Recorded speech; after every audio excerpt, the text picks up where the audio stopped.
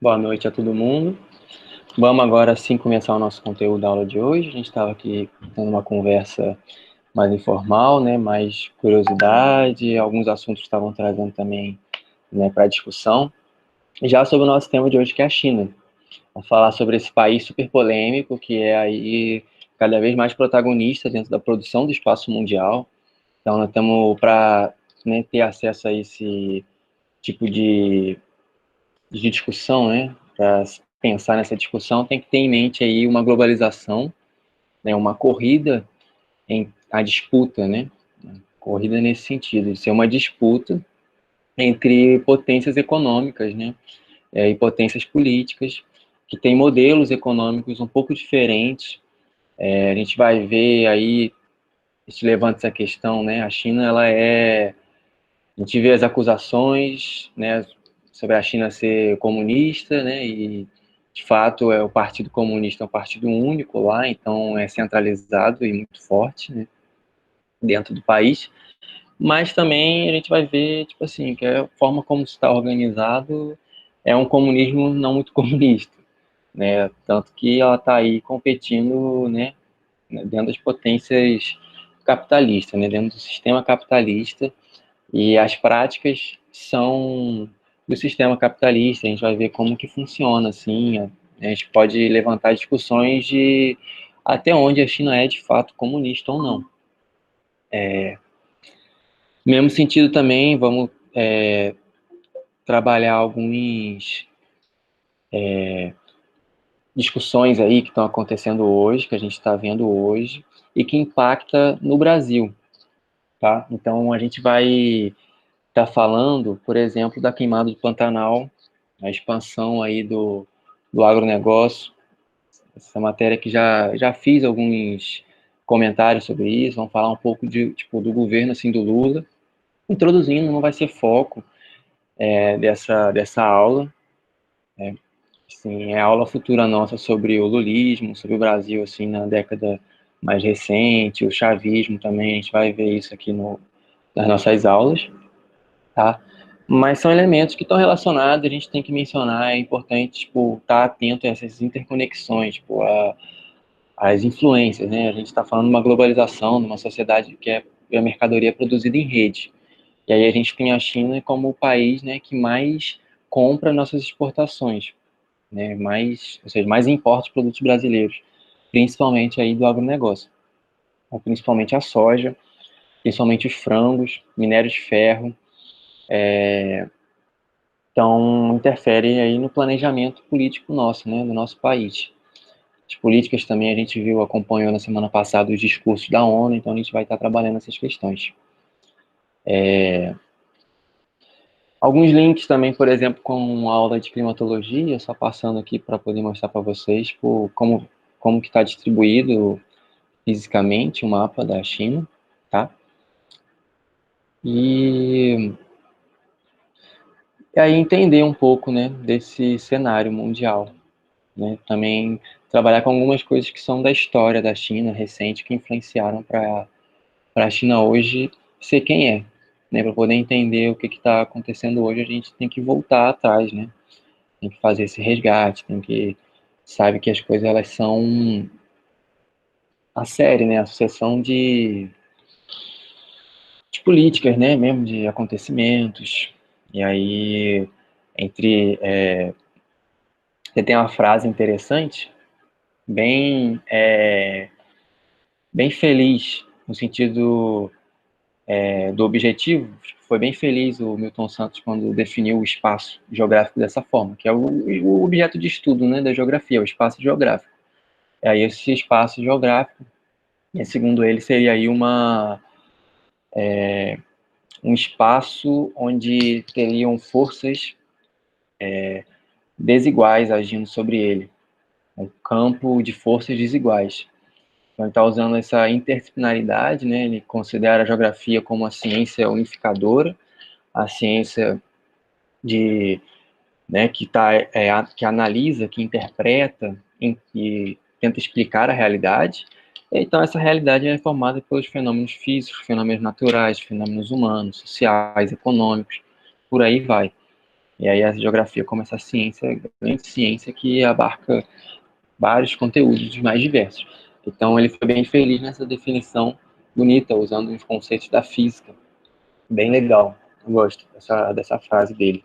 Posso pegar lá direitinho, falar a palavra e passar para vocês.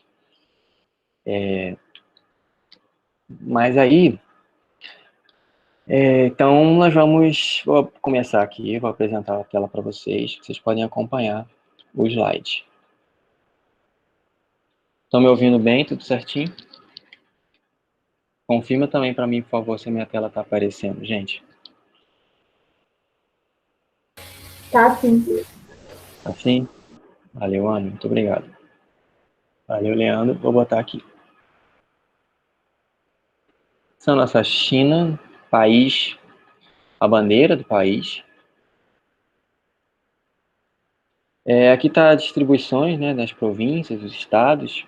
Sinceramente, eu não sei como é que é, se é estado que fala ou se é província, mas a organização política, né, territorial do país maior aí, China, e as regiões que existem dentro, né, as regiões administrativas, sendo que aqui é Pequim, a capital, onde foi palco aí das Olimpíadas em 2008, né, e aí a China, né, se mostrando super eficiente na produção, na construção dos, dos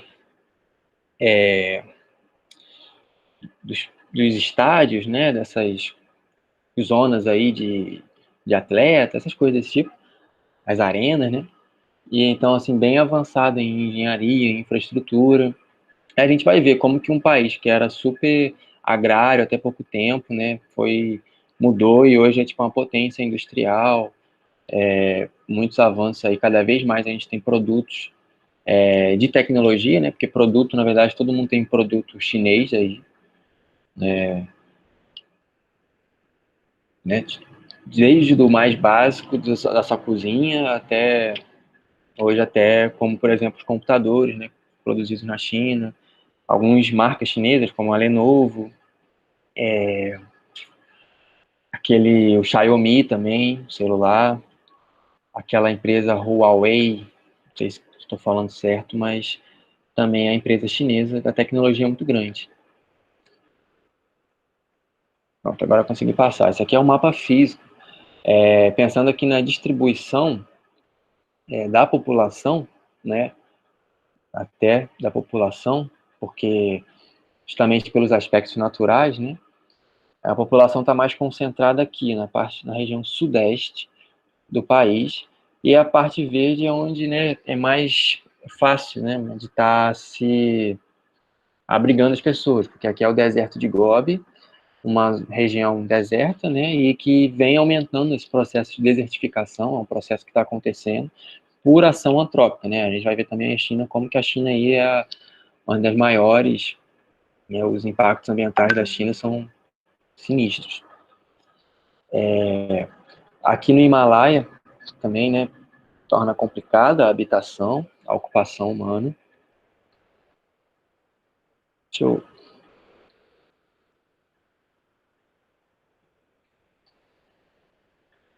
E aqui, né, também zonas de produção de arroz, né? A China é uma grande produtora de arroz, da risicultura.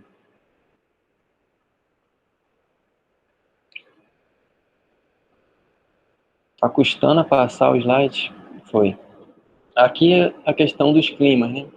A China tem um território, né, muito extenso. E aí aqui são os climas que estão interferindo nas áreas, né? Como a gente falou aqui, o árido, semiárido, frio de montanha. Aqui embaixo, estão vendo a tropical de monções, né? Expliquei para vocês naquela aula de climatologia, que é aquele regime alternado, 4 meses de chuva sem parar, depois 4 meses seco, né? Duas bem definidas, assim, no regime das chuvas. O temperado, os 4 climas aí, as 4 estações bem definidas, e o subtropical, mais próximo com o que a gente está acostumado aqui no Brasil. Aqui, essa é a cidade da Babilônia, né? O antigo reino da Babilônia, é a habitação humana aí, a sociedade, a civilização gigantesca. E aí, o que eu estou trazendo essa imagem para vocês é para a gente pensar o seguinte: para essa cidade estar de pé, para as relações dela, dentro dela, serem possíveis, a gente, tipo, você precisa o quê? De pessoas trabalhando, produzindo comida. Então é isso que a gente vai começar a nossa matéria nesse sentido hoje, na produção aí do que na verdade não são nem alimentos, né? É commodity, que é a soja, e como que essa questão da produção da soja tá lá na China, né? E por quê? Qual que é a ligação? E aí, e para isso, né, você precisava de um solo fértil, né? Pelas práticas do, né, agrícolas da Babilônia, era um solo fértil. Só a forma de cultura era de pensar num solo rico, né? Enquanto que hoje em dia se mata os solos, né? Se pensa no solo, a agricultura mecanizada e convencional, ela considera o solo só como um aspecto físico de sustentação material para as raízes, né? Sem considerar as atividades que existem no solo, né? As relações da biota, né? Dos seres, dos micro-organismos que são os que mobilizam os nutrientes e aí para poder produzir alimentos de qualidade, ricos em nutrientes. Então a gente tem, na verdade, aí o nosso grande agronegócio da soja, degradando os solos, degradando o Pantanal, queimando cerrado. A gente já viu também como que o cerrado já é 80% aí, já não é mais mata, né, original. E aqui está a expansão do agronegócio em alguns anos, algumas épocas, né, da soja e da cana-de-açúcar. Entre esses períodos, a gente vê que na década de 90, né, vai bem intensa, a gente viu como que também, nas aulas passadas de revolução técnico-científica, né, informacional aí, que permitiu as sementes transgênicas da soja, que é nativa, né, é uma cultura, uma planta nativa da China, né, e a China hoje, ela em 1950, ela produzia aí mais de 50% de toda a soja que era consumida no mundo. Hoje em dia ela produz muito, muito pouco. E aí, né, passei para vocês esse vídeo, tá o link também no final aqui do slide. Quem puder ter oportunidade, vale muito a pena esse vídeo aqui do Gregório, no Greg News. E aí, acontece que a soja, ela, tipo, exige muita água, né? Então, esse processo de desertificação, né, que está acontecendo aqui nos nossos ecossistemas, né? Não é bioma, o bioma é a gente estuda o bioma na geografia, mas ele é um termo mais da biologia, né? Ele passa a impressão de que é algo parado, né? Algo assim estagnado, estático. Quanto que a gente sabe que as relações de cooperação que existem na natureza, elas são muito intensas e vivas, né? Então, daí o termo ecossistema, né? O sistema, né? O funcionamento, a organização, as relações do lugar, né? O ecossistema. Então aí a ecologia está diretamente relacionada com a geografia, né? Porque ela é o estudo do lugar. Então, assim, o lugar é o espaço, né? Nesse caso, espaço físico, né? Mas que a gente sabe, a gente vê, assim, a natureza não é algo que é inseparada, apartada, intocada, né? Na verdade, a geografia está justamente estudando a relação do homem com a natureza, então, das sociedades com a natureza. Então, a forma como o espaço é produzido depende em em seu aspecto mais primordial, é a forma como que a gente produz o nosso espaço rural. E aí, como que o espaço é produzido? Como esse espaço rural ele é produzido. Esse espaço rural ele é produzido aí, a gente pode falar, né, por meio de técnicas, né, por meio dessa interação, a forma como o homem age na natureza, né, de acordo com a cultura, com a técnica que pertence àquela civilização. E por isso essa questão, né, da produção da comida. E a gente vai, na verdade, a soja ela não é uma comida, né? Ela é uma commodity dentro do mercado mundial. Ela é uma commodity, tá? E o que é uma commodity? É um produto comercial que tem o seu valor, seu preço de mercado regulado nível mundial, né? Tipo assim, desmistificando um pouco as coisas, né? A gente está aí ouvindo esse discurso cada vez mais que é um negócio que sustenta o Brasil, né? Algo negócio que puxa o Brasil, que carrega o Brasil. Enquanto que, na verdade, aqui, ó, a fonte aqui, o professor Ladislau da Economia, não sei o que estou falando, não é a minha pesquisa, é ele, que, na verdade, as exportações, todas as exportações do Brasil, ou seja, tudo que o Brasil vende para fora, é só 11% do PIB por ano. Então, dentro disso vai ter as divisões, né? A maior parte do que é exportado realmente são as commodities, entre as commodities aí é a soja principal, e aí a gente vai ver como que a China é o país que mais compra, também o minério de ferro. E aí, ele está explicando a crise no Brasil, né?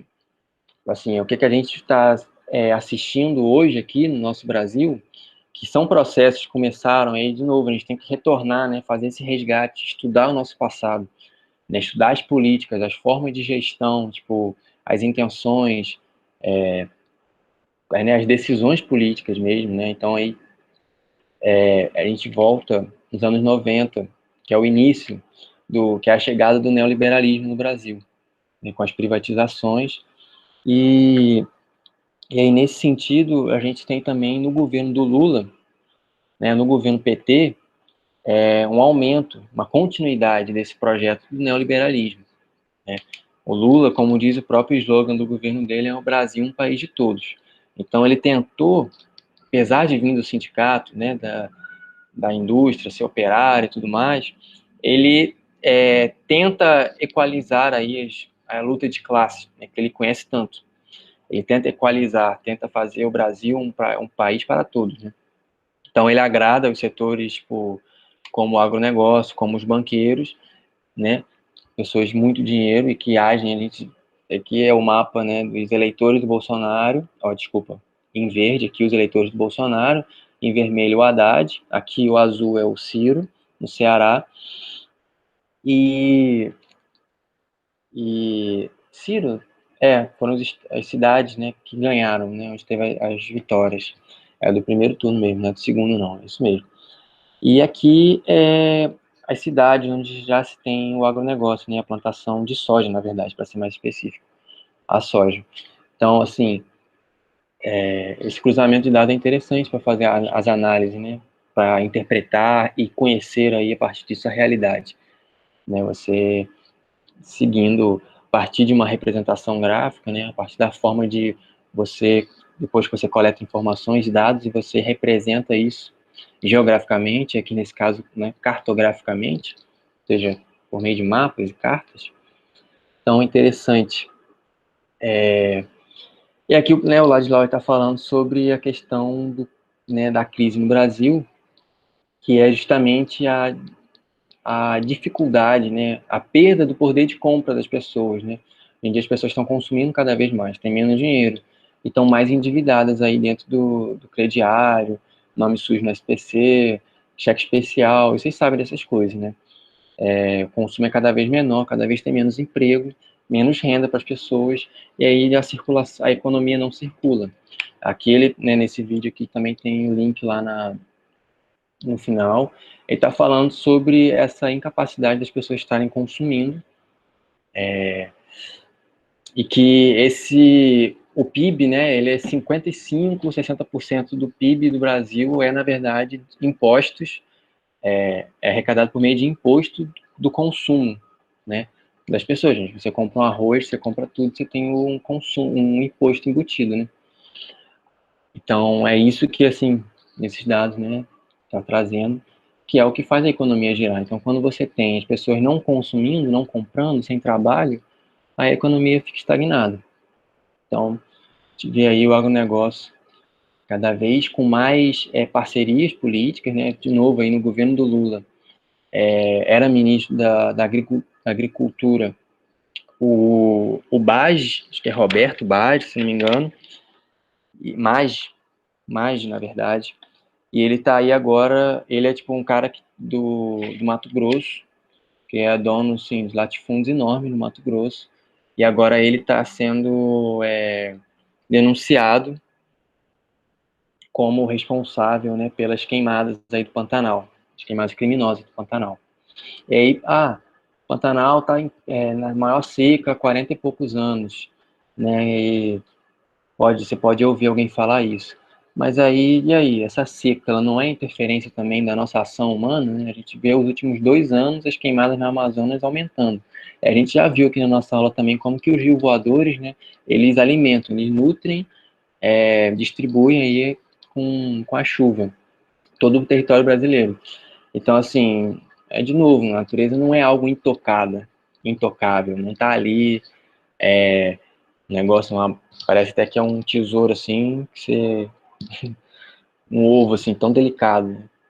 Mas ela tem suas delicadezas, mas ela tá, tipo, em contato, a gente tá aí. Aqui, só para não prolongar muito, para a gente poder avançar, produtores de soja, né, que formam a associação da APROJA, Associação de Produtores de Soja, romperam com a Associação Brasileira do Agronegócio, alegando que eles não são ouvidos há 16 anos. Isso foi depois da Associação Brasileira do Agronegócio, né, firmar aliança com ONGs, se posicionando contrário ao desmatamento da Amazônia, né? E aí eles estão produzindo, tipo, cartas para serem entregues ao Bolsonaro, já deve ter caminhado, porque isso tem alguns dias, pedindo a proteção, tipo, das florestas. A própria Associação Brasileira do Agronegócio, né? A gente não sabe, eu não sei até quando que isso é também jogo, tipo, de mercado, né? Tipo, de propaganda e tal, poder falar que fez, e até onde que é a preocupação de fato. Mas, assim, aonde, né? A soja, que é o maior produto nosso aqui, mais exportado dentro do agronegócio, os caras não são ouvidos dentro desse sistema. Aí aqui, dados da Associação Brasileira do Agronegócio, pessoal, como que mudou? E isso aqui estão falando de novo no governo do Lula, né? A gente tem aí os BRICS, né? Essa parceria dentro desse bloco de países emergentes em desenvolvimento, que é o Brasil, Rússia, Índia, China, inicialmente, aí depois, em 2011, alguns anos depois, a adesão também da África do Sul a esse grupo. E aí foi mudando o caráter. E a gente sabe, tipo, que a União Europeia, ela restringe o consumo, a importação de produtos que, tipo, usados agrotóxicos, por exemplo, ou que se sabe que não há um respeito com a natureza.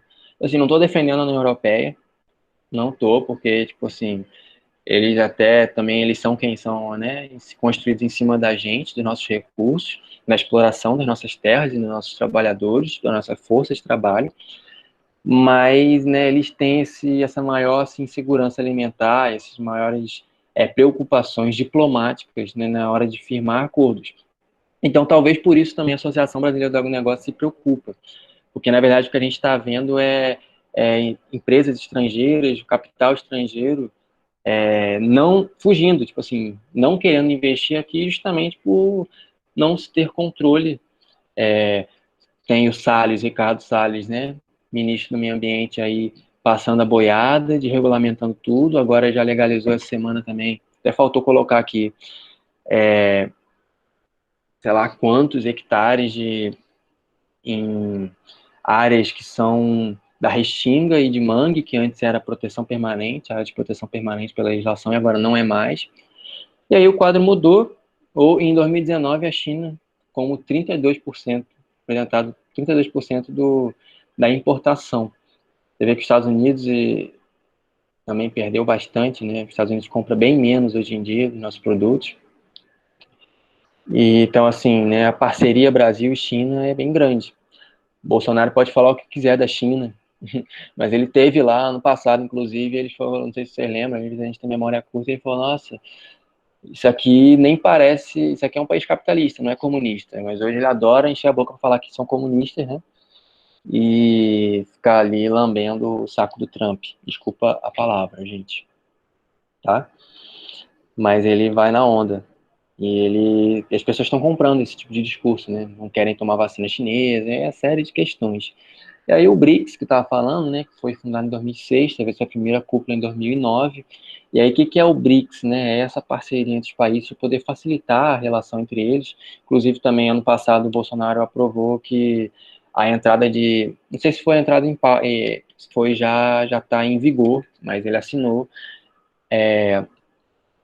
para não ser necessário a entrada com vistos. a entrada de chineses no Brasil, no território brasileiro, com visto.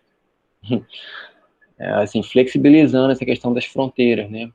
Então, a gente estamos falando aqui de uma geografia clássica, né, de conceitos clássicos, de Estado, né, modernos, territórios. A gente, já adiantando para vocês que a gente vai ver aí essa questão da discussão das disputas entre China e Estados Unidos hoje, né, essa disputa novamente para ver quem que vai ser a potência dentro do sistema capitalista maior, quem vai dominar tudo, né, que é o objetivo dessas pessoas, é dominar, é ter poder, é controlar. E aí a gente vai entrar na questão da guerra híbrida. Então, por isso já estou adiantando essa questão dos conceitos, né, do Estado moderno, que estão relacionados aí ao território, aos Estados-nação, aos países, essas lutas, essas brigas, essas guerras, tá bom? A guerra convencional que a gente está acostumado. E aí, em 2019, o Brasil virou presidente, né, assume aí, vai alternando a presidência do BRICS, com esse lema aqui, crescimento econômico para um futuro inovador. E cada vez mais priorizando iniciativas. Esse aqui a gente pode se atentar a isso em outro momento, que a gente tiver um tempo mais, né, para essa questão aqui que rende bastante discussões, né?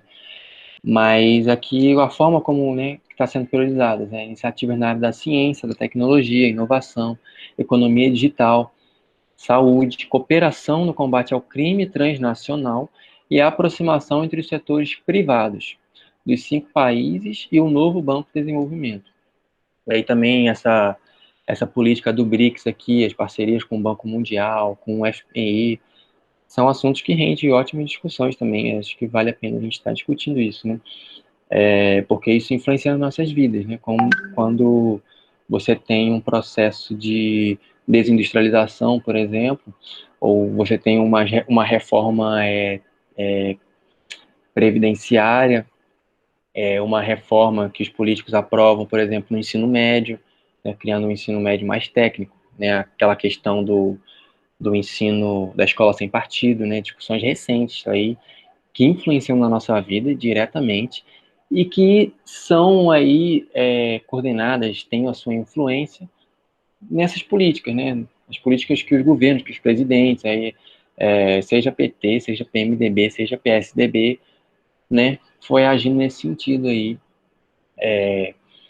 as parcerias com o Banco Mundial, e aí você tem, né, a bancada ruralista que vai atender aos interesses, que é financiada pela JBS e por outras grandes corporações. Você tem também outras bancadas, como da igreja também, a bancada evangélica, e por aí vai, né? Então, assim, são esses deputados, vereadores, senadores que vão atendendo a interesses, né, privados. É quando tem a privação, né, você tem a negação do direito do outro, né, a negação do direito à liberdade. Você não tem acesso à terra, você nega o outro da ter a sua necessidade, o direito mais básico que é de comer. Você fica dependente de uma relações de que você tem que trabalhar, vender sua força de trabalho, trocar isso por um salário e para poder comprar sua comida, né? Então são essas relações. Além disso, a gente pode, né, observar também um distanciamento. A China, a Rússia, a Índia, em articulações, até mesmo pela questão ideológica, o Putin com o Xiaoping, né?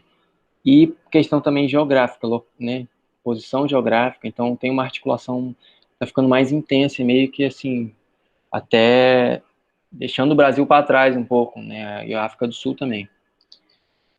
Aí, né, entrando nessa questão do biopoder, da guerra híbrida, essa discussão do TikTok, né? Que vocês devem conhecer com certeza. E não sei se vocês acompanharam essa tentativa, né, do Trump de proibir que as pessoas, eu proibir esse aplicativo lá, né? Foi assim super sucesso, tá super sucesso nos Estados Unidos. Aqui a notícia é tipo uns 3 dias atrás, na semana, agora que eu estava montando a aula, o juiz barrou essa decisão do Trump para proibir, pelo menos temporariamente. E, né? E aí o que ele está alegando? Ele está alegando que a segurança dos dados, né? Então por isso a guerra híbrida, né? Essa guerra híbrida são um conjunto de estratégias além da guerra convencional que a gente está acostumado, relacionada ao Estado, ao espaço físico, ao território. Agora nós estamos falando da questão, tipo, da luta, da briga, da guerra, né? A cyberguerra, a guerra dentro do espaço virtual, ou do também chamado cyberespaço, essa guerra dos dados, do controle, a Rússia roubando receita da vacina do corona e por aí vai. Então essa é a guerra híbrida. O biopoder é um conceito que, né, veio aí à tona, um conceito do filósofo Michel Foucault, agora nesse tempo de pandemia, né, seria o biopoder que o Estado tem sobre o corpo, os corpos dos indivíduos, o controle dos fluxos e a apropriação desses fluxos, dos lazeres, dos fluxos, estamos falando mesmo dos corpos transitando, né, das vidas, a partir da apropriação do trabalho, né, para e pela o trabalho e a apropriação do trabalho, controlando aí os ritmos das pessoas. E aí, sobre o discurso da ONU, eu queria trazer a questão que vocês também, né, tiverem a curiosidade de analisar, ver e tal, né, que foi recente agora, te viu aí uma série de mentiradas do Bolsonaro falando lá, né, e assim, eu queria chamar a atenção para vocês, né, a proximidade muito grande entre o discurso do Xi Jinping, né, Xi Jinping, que é o presidente chinês, e o discurso do Trump. Tipo assim, a diferença é que o Trump é um pouco menos controlado, é mais agressivo. Já o chinês, ele é todo, né, disciplinado, assim, meio quase sem muita reação, né, sem muita, né, tá ali sempre mantendo o controle, né. E aí, mas eu queria chamar a atenção justamente, tipo, de algumas questões deles estarem aí falando, por exemplo, em prosperidade, em cooperação, em respeito, sabe, em liberdade, tanto um quanto o outro, né? E tipo assim, a China ela é mais fechada, então às vezes a gente não sabe tanto, mas tipo assim, tem preso político, a gente sabe, tipo assim, não tem como negar porque é um partido único, né? Tem um partido só. Os caras estão há 70 anos no poder. Tipo assim, onde que isso é democracia e liberdade? E o Trump, né, os Estados Unidos, a gente tem mais acesso às informações, mas a gente sabe também que não há justiça, tipo assim, que o cara também não governa nesse sentido, né? Por exemplo, a matança, né, dos corpos negros. Aí, então, podemos falar até da necropolítica. Acho que a gente pode se debruçar também em outro momento mais sobre esses assuntos. A necropolítica do Achille Mbembe, que é acho que ele é sociólogo, né? Um sociólogo, então assim, é interessante essa discussão. E né, a gente sabe que não se tem, na verdade, né, tipo, o líder das duas maiores potências econômicas e políticas, os dois querem paz, querem prosperidade, querem segurança, querem liberdade. Então, tipo assim, por que a gente não tem isso, né? Se os caras que podem, não fazem, né? Então, assim, é muita mentirada, muita propaganda, muita hipocrisia, não, né? E aí, acho que vale a pena se debruçar, talvez, nesse assunto aí. Ter a questão da guerra, por exemplo, também é fake news, então, tipo, isso é super atual, né? O globalitarismo é um conceito legal também do Milton Santos, nosso geógrafo, que é sobre um totalitarismo, né? Uma nova ordem a nível global. E aí, né, para esse momento de pandemia, interessante estar discutindo para poder se falar aí sobre o controle também dos corpos, né, relacionados ao biopoder, à biopolítica. Então, a gente falou um pouco da China hoje, vamos falar da China ontem, e é a questão, China sempre, será que ela tem parecido que sim? Aqui um pouco da China ontem, né, os saberes tradicionais aí da medicina tradicional, práticas milenares, esportivas e de saúde, um conhecimento muito grande, é um império assim antigo demais, né, com muitos conhecimentos, a cultura muito rica, tanto arquitetura quanto saber culinário, quanto saber medicinal. Você tem aí a acupuntura, a reflexologia, o feng shui, coisas, né, interessantes. São assim cosmologias, né, cosmovisões, interpretações, entendimentos que são muito legais. Não sei se vocês conhecem aqui, é tipo fazer uma análise de todo o corpo a partir do pulso, né? A pessoa ela lê o seu pulso ali, interpreta e a partir disso ela vê quais que são os órgãos e os sistemas diferentes da nossa sociedade ocidental, né? Que divide em sistema digestivo, envolve tal organismo, órgãos. Aí o organismo nosso é formado, né, por vários desses sistemas, quase como que eles fossem peças, né, dentro do nosso corpo, também a analogia muito feita, como se fosse uma máquina, né, enquanto que já tem uma outra, né, a visão oriental é uma outra forma de entender, de interpretar. Isso aí também são discussões que dá para a gente fazer, tipo, são reflexões bem legais de se fazer, que definem, né, o nosso dia a dia, muitas vezes, a forma como a gente interpreta, analisa, vê as coisas, entende o mundo relacionado aí com a nossa cultura, né?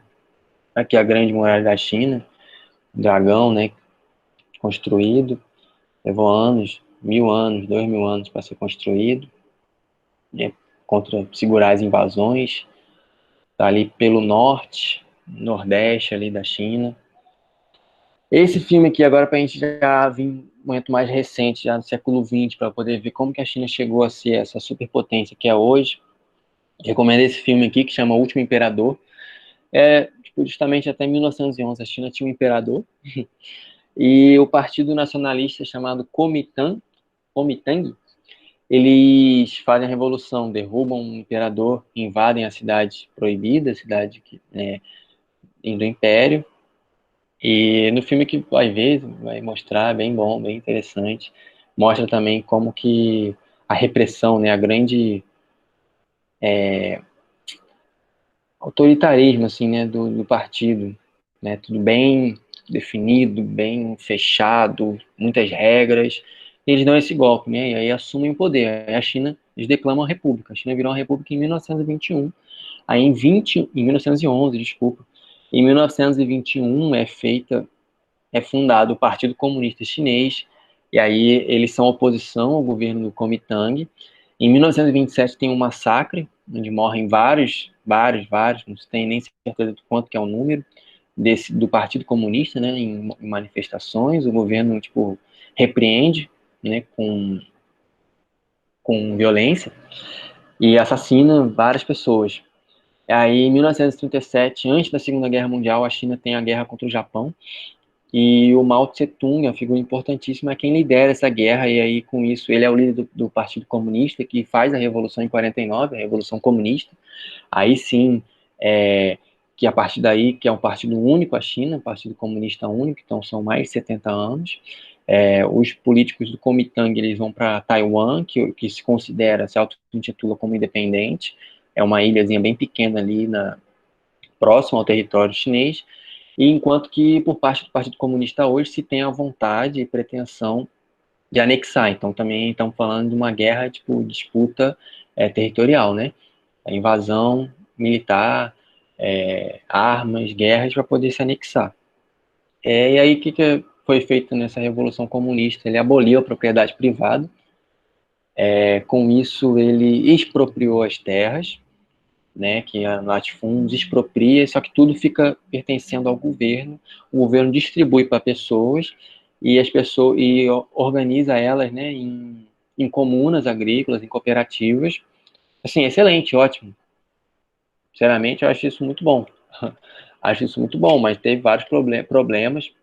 Na verdade, eu acho que pertencer ao governo, né, porque aí também isso dificultou um tanto, né, que é justamente você ter que responder, né? Tipo assim, pagar taxas ao governo, tipo, ficar dependente, assim, dentro dessa noção de que enfim, se responde a uma outra também, que é o que vira o Partido Comunista, né?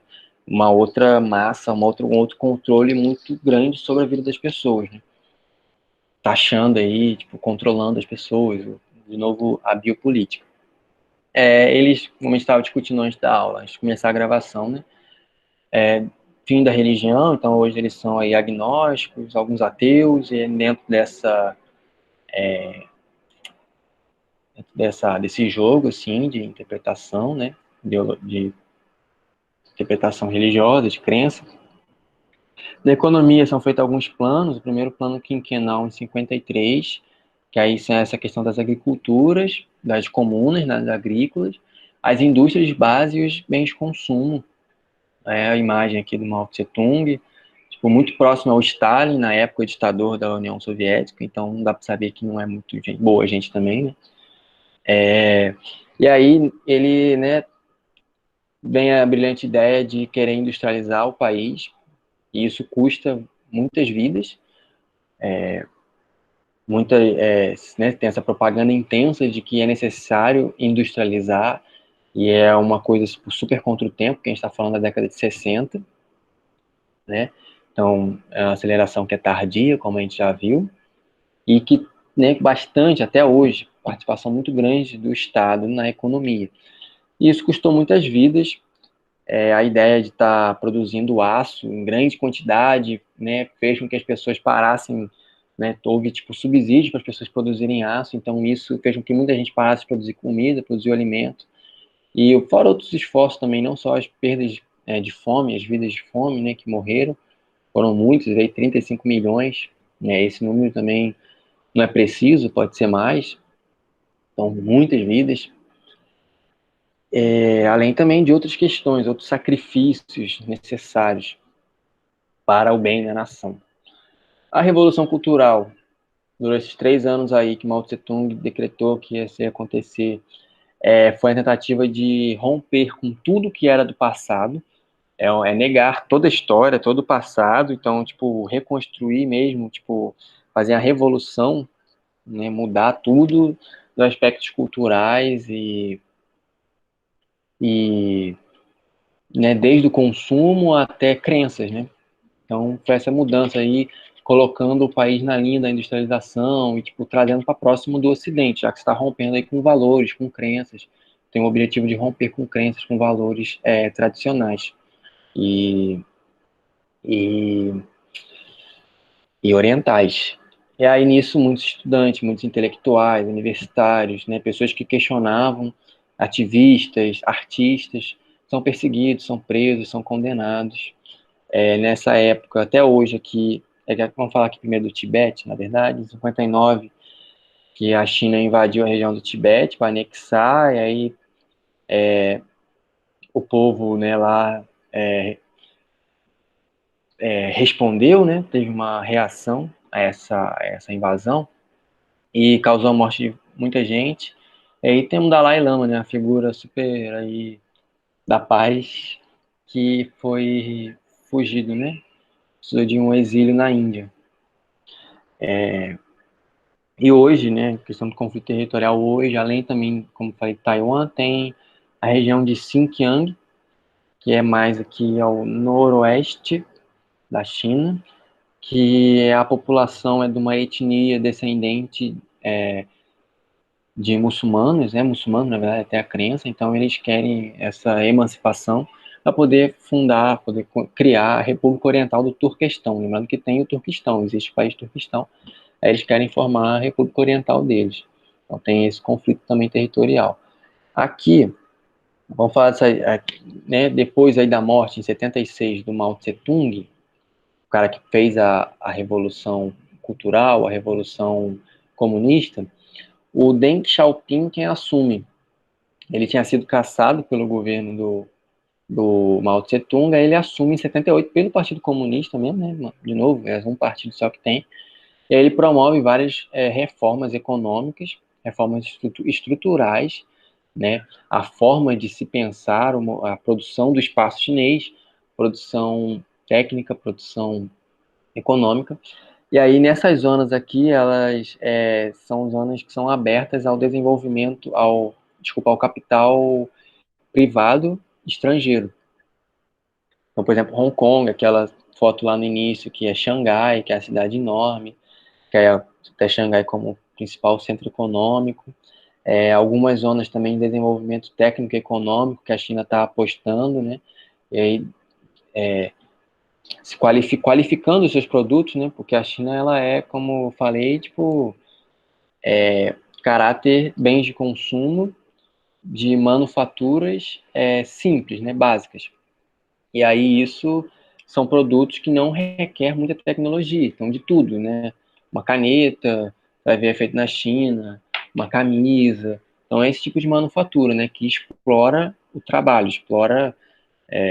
Aí é uma das coisas que facilita esse grande crescimento econômico da China, é ter uma massa de mão de obra gigante. É a maior população do mundo, é 1,3 bilhão de pessoas. Então é muita gente tipo pobre para ser explorada, recebendo pouquíssimo e se submetendo, né, a esse tipo de serviço, a esse salário, assim, por conta das grandes dificuldades, por ter todo um exército de reserva aí que se você não aceita esse emprego, outras pessoas vão aceitar.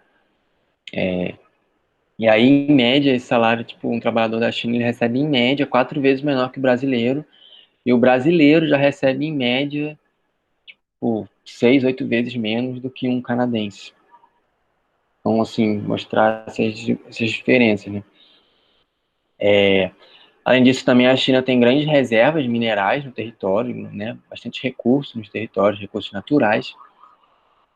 Além disso, né, os baixos impostos, é a política do Estado, né? A forma do Estado de estar fazendo a economia é de baixar os impostos para poder trazer essas empresas estrangeiras para a produção. E aí você tem, tipo, hoje, como o, o hoje a gente tem um desenvolvimento mais técnico, mais científico, mais avançado, né, se qualificando dentro da China, mas além das empresas chinesas, tem as estrangeiras, né, que eu estava falando, e aí, tipo, empresas como as maiores empresas que você imaginar, tipo,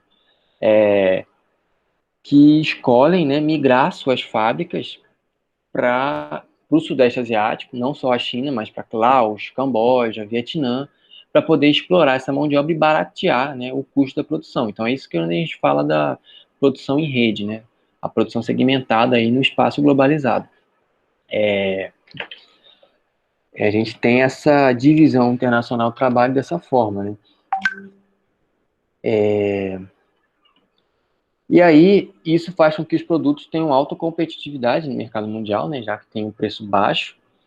E aí, são produtos, muitos são produtos de má qualidade, né, produto de pior qualidade, mas também tem produtos de boas qualidades que estão aí competindo no mercado mundial a preços menores do que se é produzido, por exemplo, uma fábrica na Europa, né, na fábrica nos Estados Unidos, por aí vai. A gente viu também, tipo, a crise aí imobiliária, né, dos papéis imobiliários em 2008, né, a crise dos bancos aí, os bancos enriquecendo cada vez mais, o aumento do desemprego nos Estados Unidos, diminuindo o poder de compra, e aí a gente retorna, né, toda essa política, a forma de se pensar, né, isentando a presença, a participação do Estado na economia, e as corporações financiando as campanhas e os bancos, né, incluindo cada vez mais interferência política e econômica. E aí essas corporações migrando as suas fábricas, causando desemprego estrutural nos Estados Unidos, aumentando a desigualdade lá, migrando suas fábricas para esses países para poder explorar a mão de obra mais barata, né? E enquanto isso, tipo, a galera lá, nata da sociedade, né? Se 1% da população que ganha dinheiro investindo em papel, sem produzir, só na, na especulação. Então vai causando crise, estamos aí, 2020 em crise. Muitos falam, muitos cientistas políticos, econômicos, social e tal, falam que, tipo, que essa crise aqui do corona não é, tipo, de agora, ainda é reflexo que a gente não se recuperou dessa crise de 2008. Então é importante saber isso e por quê, quem que interfere, quem que causa, como que isso acontece. Joia? Beleza? Vamos ver como é que tá o nosso tempo. Tá apertado, vamos andar aqui. Essa é a prática do dumping, que é a Organização Mundial do Comércio, vira e mexe, manda as notificações para a China, né? Essas questões, que é você botar a mercadoria no mercado externo, você exporta ela a um preço menor do que o preço que essa economia circula, do que essa mercadoria, desculpa, circula dentro do território chinês. E aí, tipo, é uma prática desleal, né, perante aí a Organização Mundial do Comércio, a ética da economia mundial. E aí, desde a década de 90 que, né, o PIB cresce a uma taxa média de 9,3% ao ano, considerando que são 30 anos, já é bastante, e é um rápido desenvolvimento, né? Um crescimento muito rápido, muito intenso. Aí essa forma, né, que eu estou contando para vocês é o que foi conhecido como socialismo chinês, ou socialismo de mercado, que é esse governo pragmático que o Deng Xiaoping incorporou, né, aderiu aí à forma de se fazer pragmaticamente, né, mas mantendo, os caras continuam sendo um partido comunista, né, mas com essas práticas, né, voltadas aí para o mercado e com bastante intervenção do Estado na economia. Joia? Então, nisso, né, a gente tem a população enorme, grandes fábricas, muito carro, então é lógico que a China é aí causadora de malefícios, né, impactos ambientais, e já é a maior do mundo, desde 2007, para falar a verdade, então tem bastante tempo.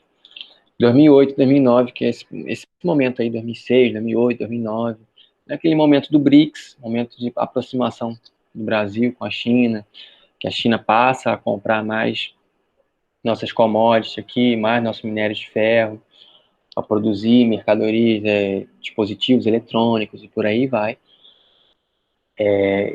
Né, e aí causando aqui consequências, o desastre de Mariana, desastre de Brumadinho, né, lembrando que a Vale foi privatizada na década de 90 e responde a uma corporação maior tem a sua sede na Austrália, né, é australiana. É isso que é a produção segmentada do espaço, né? Essa que é a globalização, essa que é a divisão internacional do trabalho, né? E, e aí, algumas informações aqui, né, nesse momento também que a China cedia, né, as Olimpíadas lá no território de Pequim, que os dados da emissão, gente, desculpa, eu não sei, não me atentei a isso, eu não sei qual que é essa unidade aqui, mas assim é a poluição de CO2 no mundo, tá? Esses são os países que mais poluem. Aqui, o massacre de 89, essa foto talvez vocês já tenham visto, uma foto famosa, que aí foi a série de protestos que estavam acontecendo na China contra o governo comunista, contra o Partido Comunista, isso em 89. E aí também teve esse massacre, tipo, né, justamente por conta da falta de transparência, né, pelo governo, tipo, ter o controle sobre as mídias, né, ter o controle sobre a, a, os meios de comunicação, né, então sabe muito, né, o quanto que realmente morreram, né, essa cifra de números, mas sim, foi um massacre, muita gente morreu nessas manifestações a favor de liberdade, de democracia e por aí vai. Então, acho que a gente pode, se a gente tiver um tempinho, a gente pode ver esse vídeo, um vídeo curtinho, aqui tem algumas referências, vale a pena vocês acessarem, se vocês tiverem interesse, se vocês quiserem buscar. Vocês podem se aprofundar em alguns assuntos e muito obrigado, gente.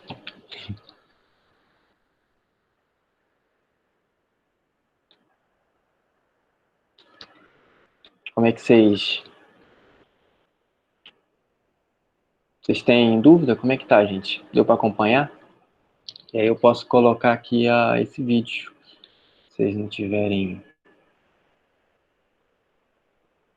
Tá show? Às vezes é meio complicado, é muita coisa, né? Muita informação e muito pouco tempo. Questão histórica aí da transformação das políticas na China, as, as opções de como está fazendo a política, a economia, as decisões.